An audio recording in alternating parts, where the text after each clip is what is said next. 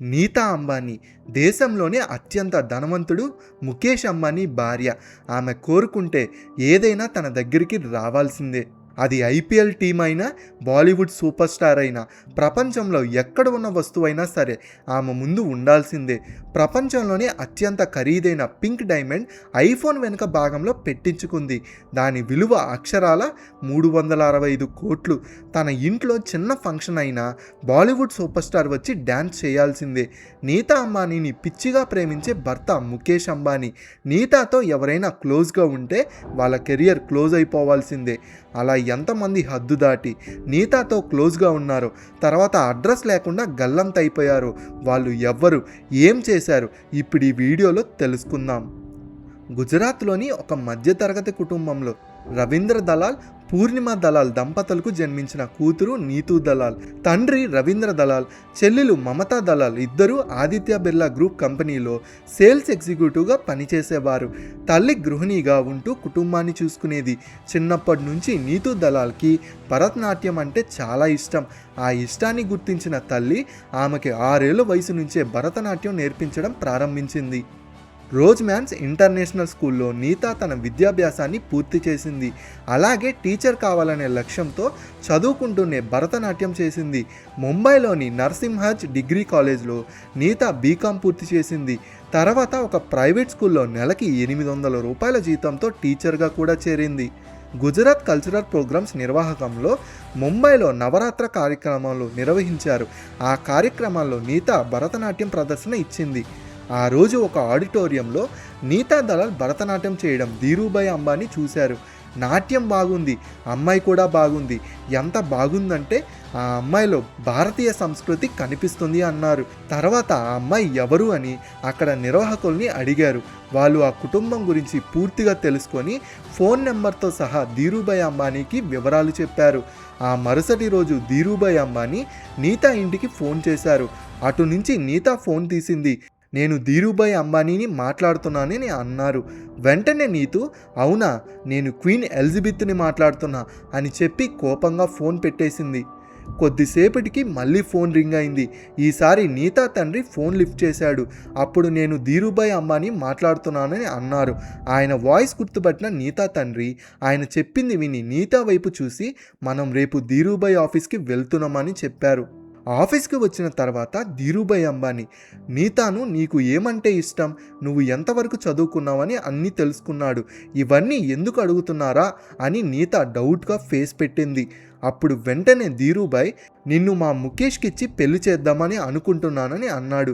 అంతే, తండ్రి కూతుళ్ళ ఇద్దరి మొహంలో ఏదో తెలియని టెన్షన్. ఇంటికి వెళ్ళి అందరూ మాట్లాడుకొని ఆ మరుసటి రోజు ధీరూభాయ్ అంబానీ ఇంటికి వెళ్ళారు. అలా వాళ్ళ పెళ్లి ఖరారు చేసుకున్నారు. ఆ తర్వాత ముఖేష్ అంబానీకి నీతూ అంబానీ అంటే ఎంత ఇష్టమో ఈ సంఘటనలే ఉదాహరణగా చూపించవచ్చు. మొదటిది, భార్య కోసం 15,000 కోట్ల రూపాయలతో 14 అంతస్తుల బిల్డింగ్ కట్టించి బర్త్డే గిఫ్ట్గా ఇచ్చారు. అందులో కేవలం నీతూ అంబానీ కోసమే 500 మంది స్టాఫ్ పనిచేయడానికి ఉన్నారు. అలాగే నీతూ అంబానీ రోజు వేసుకునే డ్రెస్ ఖరీదు అక్షరాల లక్షలకు పైగా ఉంటుంది. ఈ రోజు వేసుకున్న డ్రెస్ని మళ్ళీ ఎప్పటికీ వేసుకోరట. నీతా అంబానీ కాఫీ టీ తాగే కప్స్ బెల్జియం నుంచి గోల్డ్తో తయారు చేయించారు. నెక్స్ట్, ఒకరోజు క్రికెట్ చూడడానికి స్టేడియానికి వెళ్ళి వస్తానని ముఖేష్ అంబానీకి చెప్పింది. ఆ మరుసటి రోజే ఐపీఎల్ ఫ్రాంచైజీతో మాట్లాడి ముంబై ఇండియన్ టీమ్స్ని కొన్నాడు ముఖేష్ అంబానీ.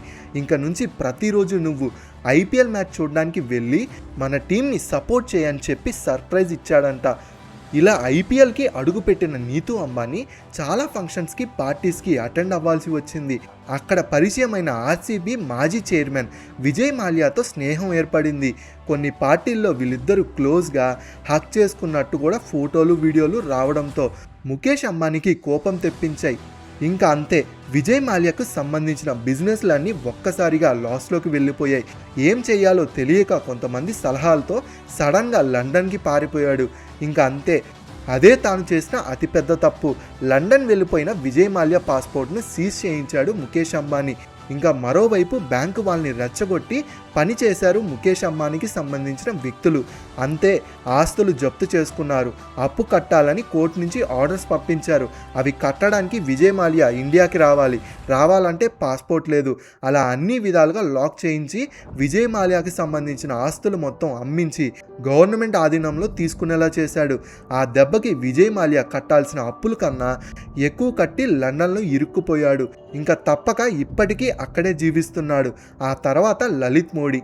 అసలు ఇండియాకి ఐపీఎల్ పరిచయం చేసిన వ్యక్తే ఇతను. ఈ వ్యక్తి కూడా తొందరపడి నీతా అంబానీతో క్లోజ్గా హక్ చేసుకుంటూ కనిపించాడు.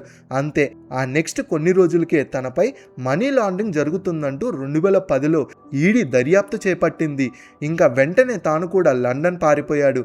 అక్కడ వెళ్ళిన కొన్ని రోజులకే పాస్పోర్ట్ సీజ్ చేశారు. అలా లలిత్ మోడీ కూడా లండన్లో ఉండిపోవాల్సి వచ్చింది. నెక్స్ట్ హర్భజన్ సింగ్.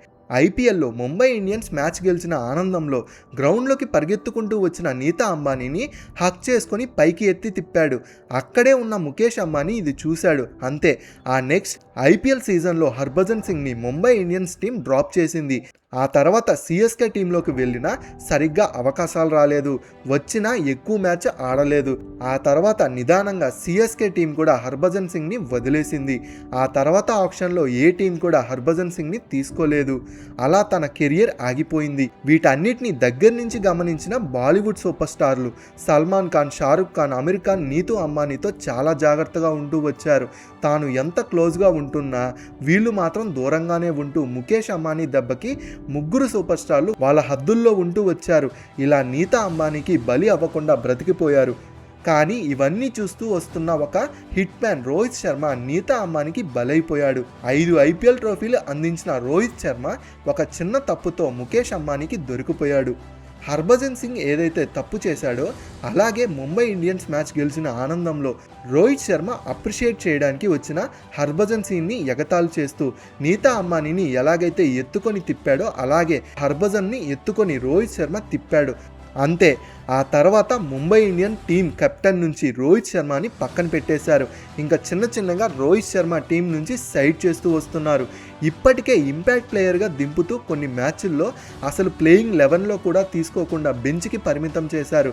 5 ట్రోఫీలు తెచ్చిన కెప్టెన్ని, T20 వరల్డ్ కప్ గెలిపించిన కెప్టెన్ని, ఇండియా వన్డే కెప్టెన్గా ఉన్న రోహిత్ శర్మని కూడా వదిలిపెట్టలేదు ముఖేష్ అంబానీ.